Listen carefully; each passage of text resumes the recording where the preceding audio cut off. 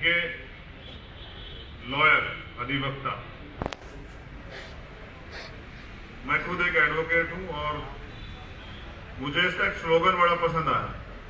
वो स्लोगन था advocate born for justice.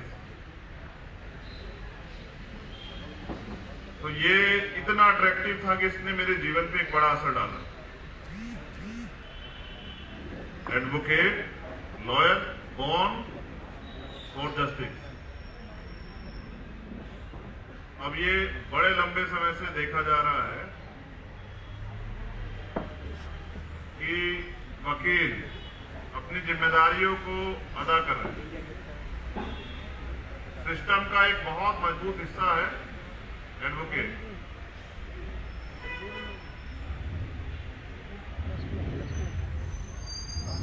एक कमजोर, निर्दोष व्यक्ति की आवाज को माननीय सर्वोच्च न्यायालय और देश के किसी भी न्यायालय तक पहुंचाने का माध्यम है हम लोग जो वकील लोग हैं। ये वकील परिवार जो है ना पूरे देश में काला कोट के नाम से भी जाना जाता है।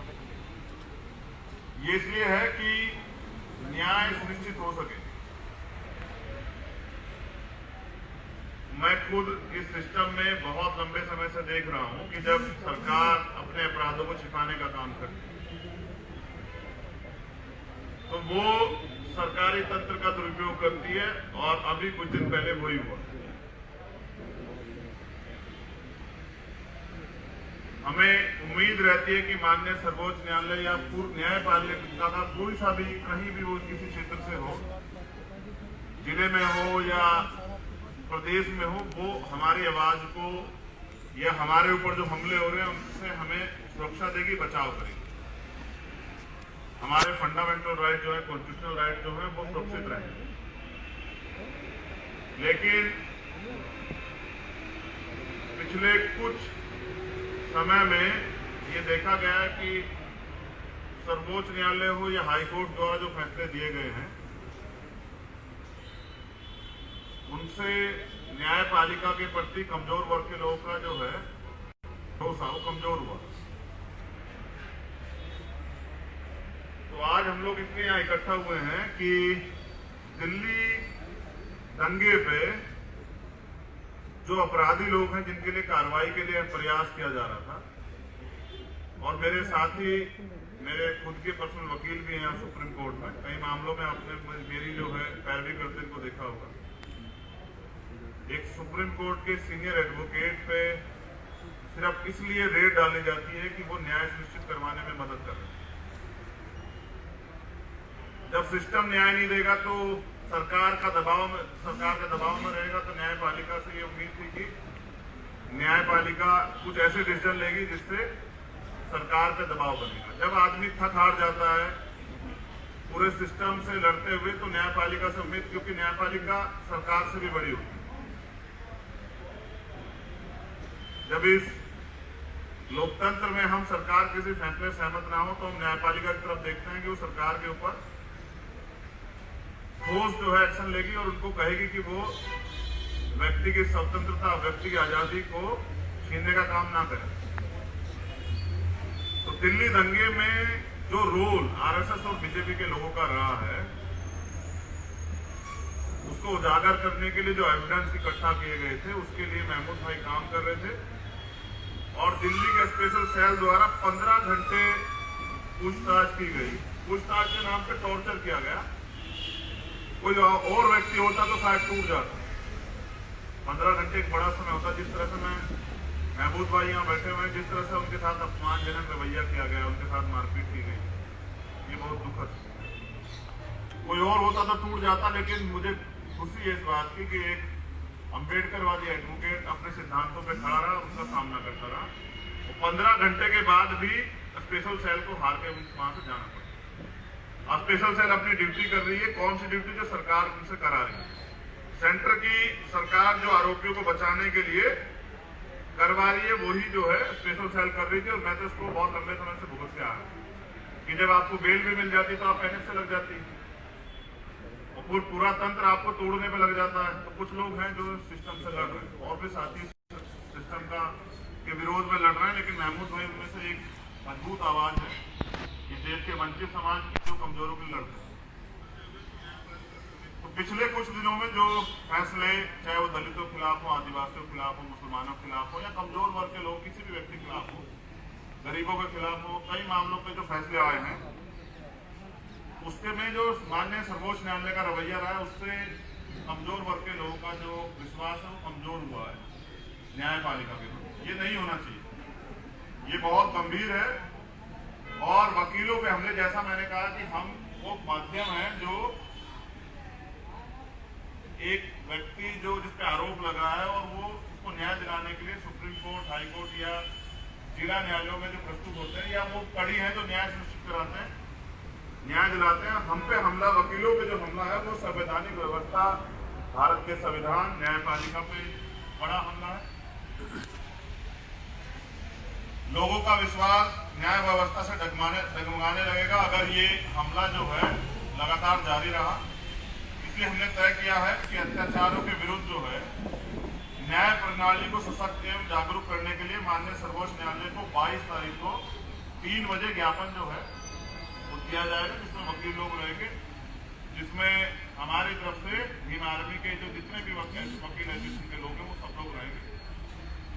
और मैं पूरी जिम्मेदारी से इस बात की गवाही भी हूँ कि मैंने वकीलों को हमेशा जो है वो न्याय को के लिए लड़ते हुए देखा। आप सोचिए कि जब एक आम व्यक्ति, उस पर कितना दबाव होगा जब वकीलों के साथ ये दिल्ली में हो रहा है, तो जो जिले में जो वकील रहकर अपराधों के खिलाफ या बड़ी बड़ी सरकार के खिलाफ लड़ता है, उसको कितने उत्पीड़न का सामना करना पड़ता है, कितना दबाव, प्रेशर होता होगा। तो मैं महमूद भाई का फिर से धन्यवाद करता हूँ। और हमारी तरफ से माननीय चीफ जस्टिस जी को ये अपील है कि वो सुमोटो संज्ञान लेके ऐसे न्यायाधीशों पर त्वरित तौर पर कार्रवाई की जाए एवं सभी न्यायाधीशों को न्याय व्यवस्था में वकीलों के महत्वपूर्ण रोल के विषय में विशेष ट्रेनिंग दी जाए कि वो व्यवस्था के पार्ट को ही के खिलाफ इस तरह के आदेश कैसे जारी करें।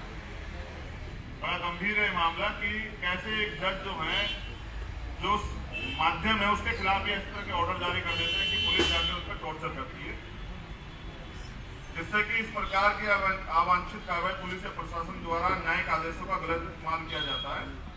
यदि इसके बाद भी वकीलों के स्वाभिमान एवं स्वतंत्रता की रक्षा करने हेतु ठोस कदम नहीं उठाए जाते, भारत के संविधान के सबसे बड़े रक्षक वकीलों की स्वतंत्रता, उनकी सुरक्षा सुनिश्चित नहीं की जाती, उनपे हमले नहीं रुकते। तो मैं आज पूरी जिम्मेदारी से माननीय सर्वोच्च न्यायालय को कहना चाहता हूं कि 22 तारीख को तो ये मार्च है जो जिसमें ज्ञापन दिया जाएगा। अगर अब सुप्रीम कोर्ट नहीं जाएगा तो हम अपने अधिकार सुरक्षा के लिए माननीय सर्वोच्च न्यायालय का घेराव करेंगे आने वाले कल में।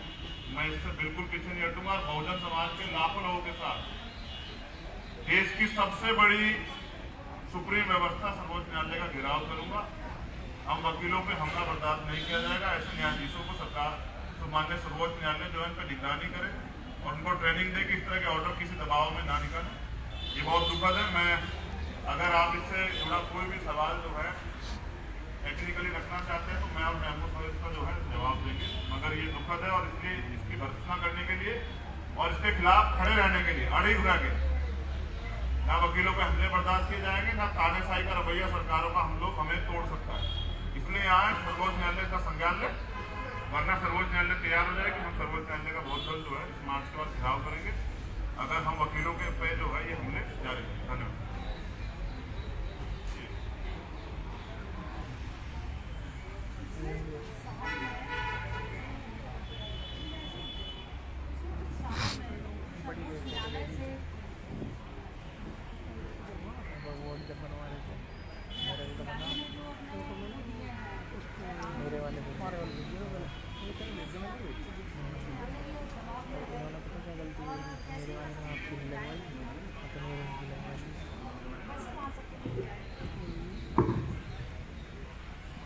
संविधान कल लाइव आए तो 10 मिनट में आज मैं अपने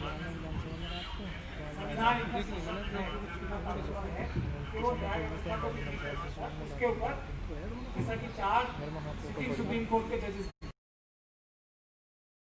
हमारी आज़ादी के लिए, यही 4 सुप्रीम कोर्ट के सिटिंग जजेस ने कहा था, हमारी आज़ादी के लिए जनता सामने आए और सुप्रीम कोर्ट ताकि ठीक से काम कर सके, जनता हमारी मदद करे। शायद जनता उस काम में सफल नहीं रही, इसीलिए हम लोगों ने देखा कि एक जो मुख्य न्यायाधीश बने उसके बाद उन्होंने जिस प्रकार से जजमेंट दी अयोध्या की थी, और उसके अलावा भी बहुत सारी जो जजमेंट्स आई हैं, और उसके तुरंत बाद उन्हें राज्यसभा भी मिल गई।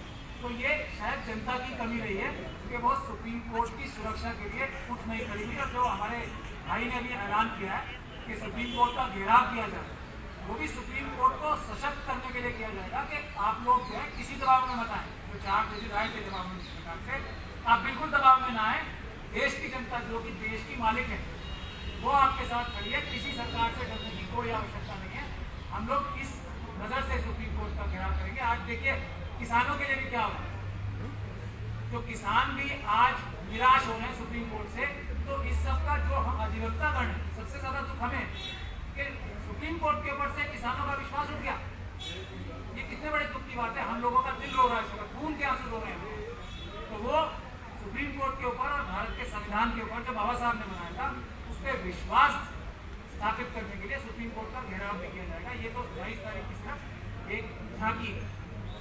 हम किसानों के लिए भी, हम जो हमारे SC ST OBC और दूसरी माइनॉरिटी के भाई हैं, उनको किसी भी हालत में किसी भी कीमत पे अकेला नहीं छोड़ेंगे और सुप्रीम कोर्ट को मजबूत करेंगे अपनी ताकत दिखा के कि आप लोग निडर होकर फैसले कीजिए, हम सब पूरा देश आपके साथ। कानून जैसा बना है, जिस तरीके से कागज ने से बनाया है, एक भी सुप्रीम कोर्ट ने नहीं पूछा, बल्कि ये कह दिया कि आप बीवी महिलाएं और मुझे बात चले जाए। जैसे कैसा सुप्रीम कोर्ट कैसा ये वही तो हम कह रहे हैं, हम यही कह रहे हैं ना कि लड़ेगी, मीडिया को इसने बचा हुआ है, कैसी हुई? इसीलिए तो सुप्रीम कोर्ट का घेराव किया जाएगा कि सुप्रीम कोर्ट के जजेस जो है सशक्त महसूस करें, पूरा देश साथ खड़ा है उनके। सरकार कुछ भी नहीं होती ना, जनता के सामने क्या है, जनता की सेवा की। हम अपने देश को बर्बाद नहीं होने देंगे। तो जिस तरह से आज काम हो रहा है उससे देश कमजोर पड़ जाएगा, दूसरे दुनिया में हमारे देश की मजाक बनेगी, ये नहीं होगा। इसलिए हम लोग यहाँ इसमें मुझे लगता है कि सर्वोच्च न्यायालय हमारी बात को सुन के और आगे के जस्टिस जो है वो अच्छे फैसले लेंगे कि जनता के विश्वास बढ़े। धन्यवाद।